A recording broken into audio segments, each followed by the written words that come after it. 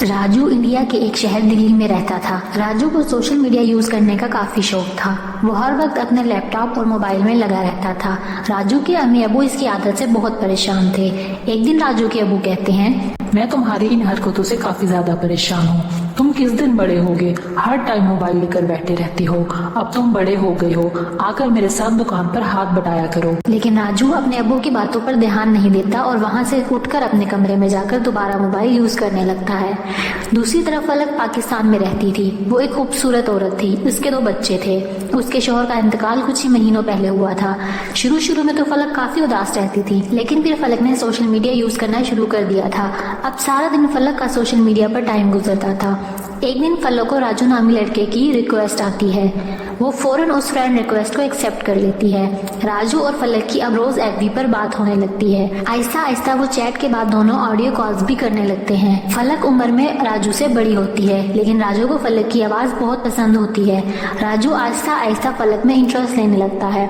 दोनों ही दिन में 4 से 5 घंटे लाजमी बात करते थे। एक दिन राजू और फलक चैट कर रहे होते हैं तो फलक मैसेज करती है, राजू तुम रिप्लाई इतनी देर से क्यों कर रहे हो? मैं साथ साथ लूडो स्टार खेल रहा हूँ। लूडो स्टार तो मैं भी खेलती हूँ और मैं किसी को भी इस गेम में जीतने नहीं देती। राजू कहता है, चलो हम दोनों लूडो स्टार खेलते हैं। फिर वो दोनों ऑनलाइन लूडो खेलने लगते हैं और फलक इस गेम में जीत जाती है। राजू को अब फलक से और भी प्यार होने लगता है। वो फलक को कहता है, तुम मुझे अपने पिक्चर्स भेजो। हम काफी अरसे से एक दूसरे से बात कर रहे हैं, लेकिन मैंने तुम्हें नहीं देखा। फिर फलक उसे वीडियो कॉल करती है और राजू फलक को देखकर और भी हैरान हो जाता है कि वो तो 2 बच्चों की माँ होने के बाद भी इतनी खूबसूरत है। वो फौरन से फलक को शादी करने का कहता है। मैं तो खुद ये सुनने के लिए काफी इंतजार कर रही थी, लेकिन मैं इंडिया कैसे आऊँ? मुझे वीजा नहीं मिलेगा क्योंकि मैं तो पाकिस्तानी हूँ। फिर वो दोनों एक प्लान बनाते हैं और राजू कहता है, तुम भी दुबई आ जाओ और मैं भी वहाँ आ जाता हूँ। हम दोनों वहाँ शादी कर लेंगे और फिर मेरी तुम वाइफ बन जाओगी और इंडिया आ सकोगी। फलक कहती है,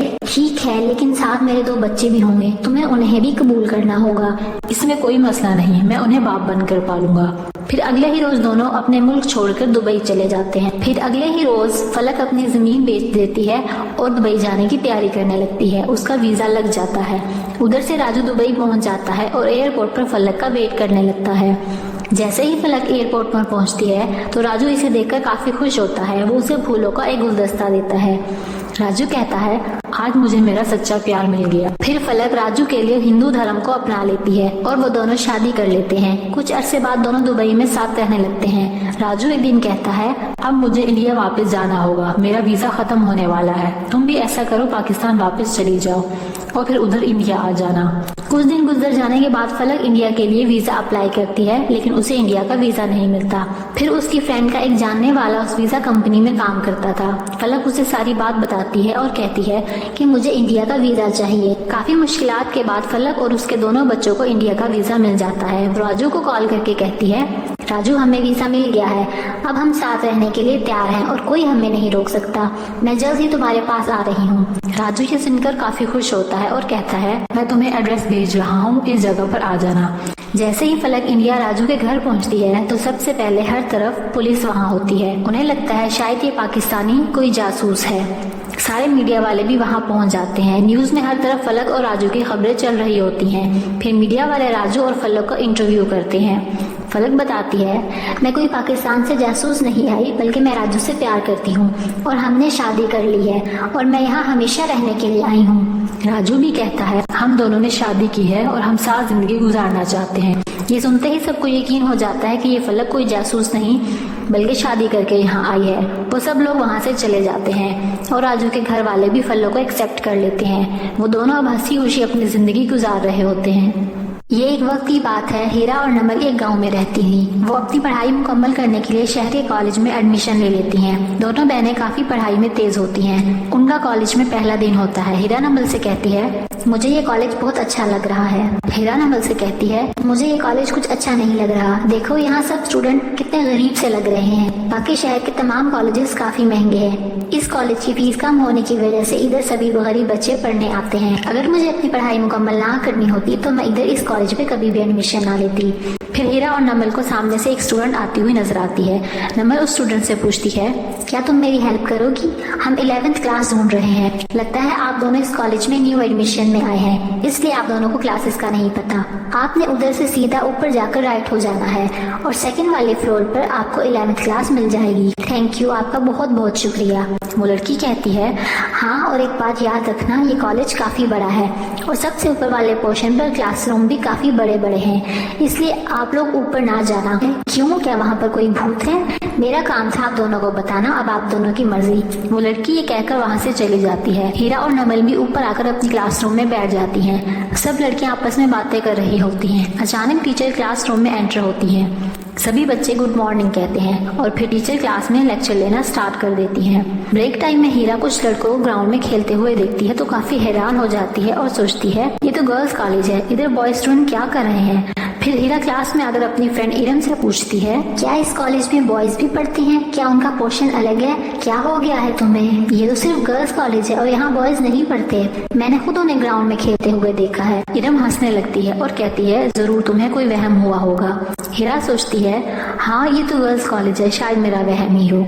अगले दिन हीरा फिर से बॉयज को ग्राउंड में खेलता हुआ देखती है और वो बाद में उन्हें ऊपर पोर्शन में जाता हुआ भी देखती है और फिर हैरान हो जाती है और सोचती है, आज तो मैं इसका पता लगा कर ही रहूंगी, आखिर असल में माजरा क्या है। फिर हीरा चुपके से उन बॉयज के पीछे ऊपर चली जाती है। वो देखती है ऊपर भी क्लास हो रही थी, लेकिन वहाँ पर सभी बॉय स्टूडेंट थे और वो सारे भूत बने हुए थे और उनकी टीचर भी एक चुड़ैल थी। ये देखकर हीरा काफी ज्यादा डर जाती है। वो सुनती है वो चुड़ैल उन्हीं सभी स्टूडेंट से कह रही होती है, हमारा इस स्कूल में रहने का खास मकसद है, हम सभी गर्ल्स से शादी करके और भी ताकतवर हो जाएंगे। हीरा डर कर नीचे आ जाती है और सोचती है कि वो सबको कैसे ये बात बताए, उसके अंदर इतनी हिम्मत ही नहीं होती। फिर हीरा अपनी फ्रेंड्स को बताने का फैसला करती है, लेकिन कोई भी हीरा की बात पर यकीन नहीं करता और कहता है, तुमने जरूर कोई डरावना ख्वाब देखा है।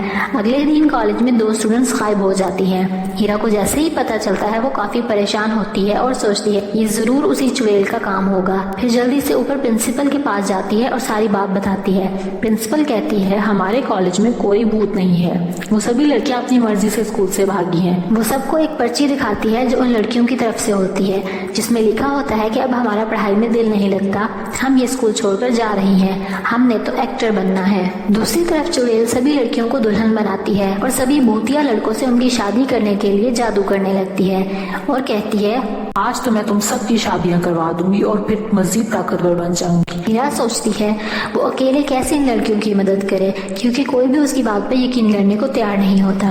फिर हिम्मत करके हीरा कॉलेज के ऊपर वाले पोर्शन में आती है, जहाँ पर चुड़ैल ने सभी लड़कियों को दुल्हन बनाकर बिठाया हुआ होता है और बॉयज भी दुल्हा बनकर खड़े होते हैं। हीरा अंदर एंटर होती है और कहती है, मैं तुम्हें तुम्हारे मकसद में कभी कामयाब नहीं होने दूंगी। तुम क्या कर लोगी मेरा, तुम मेरा कुछ भी नहीं बिगाड़ सकती। चुड़ैल के सामने आग जल रही होती है। हीरा भागकर उसमें से एक लकड़ी उठाती है और चुड़ैल की तरफ फेंक जाती है और फिर एक और लकड़ी उठाकर उन बॉयज पर फेंक देती है, जिससे वो सब जलकर राख हो जाते हैं। हीरा उन सभी लड़कियों को नीचे ले आती है और प्रिंसिपल को बताती है। प्रिंसिपल ये सुनकर काफी खुश होती है और हीरा की बहादुरी पर उसको एक अवार्ड भी दिया जाता है।